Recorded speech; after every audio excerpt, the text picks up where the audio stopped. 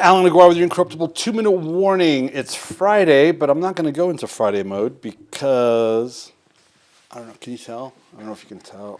I have a date with scouting, potentially harvesting a wild turkey. That's right.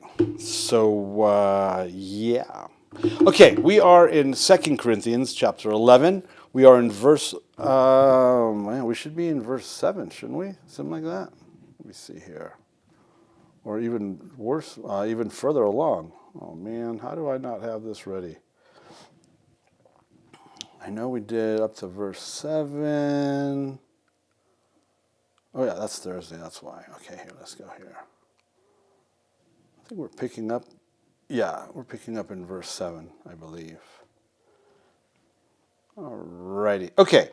Paul, this is called Paul and the False Apostles. He brings up the term, he says super apostles. We're not quite sure who he's talking about. There's a whole Paul thing out there that I'm not going to get into. I've avoided getting into it for all these years. I'm not going to get into it.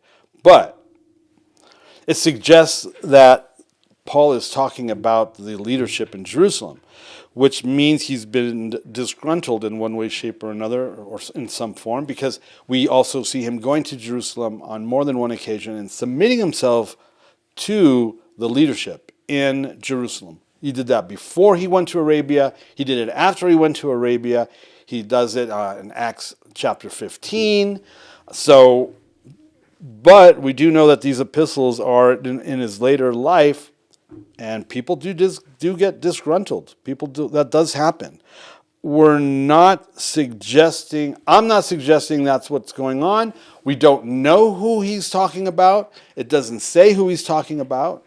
And none of the other apostles write negatively about him. In fact, Peter says he's one of them and backs him up. And so there's too much conjecture, too much presumption to come to that conclusion. I'm not going there, even though I just did. But I'm not going there. So we are in verse 7. Or did I commit a sin in humbling myself so that you might be exalted? Because I preach God's gospel to you free of charge. He's really big about this. I mean, this is like his baby. He loves this church. I robbed other churches by accepting support from them in order to serve you. And when I was with you and was in need, I did not burden anyone, for the brothers who came from Macedonia supplied my need. So I refrained and will refrain from burdening you in any way. If you remember correctly, Macedonia doesn't have money, and they're putting up money for the poor in Jerusalem, and he's telling these guys who apparently do have money, hey, you need to take an example from that.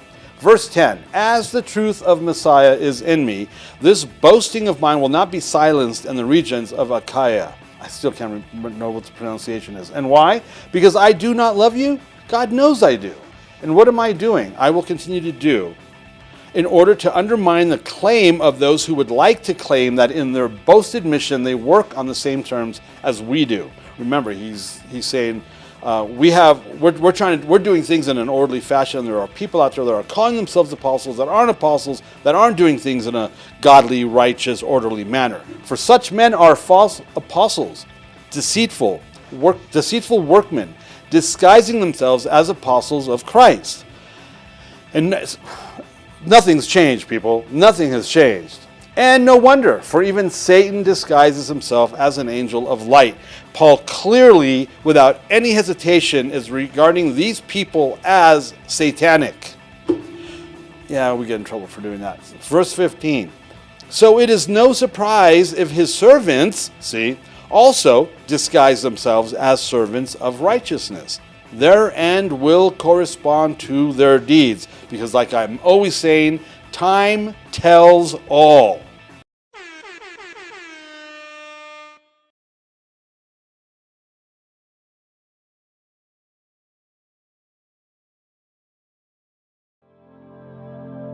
The views and opinions expressed during our broadcasts are solely those of the broadcast producers, hosts, and/or guests, etc., and are not necessarily the views or opinions of the Travelog Network, its sponsors, or affiliates.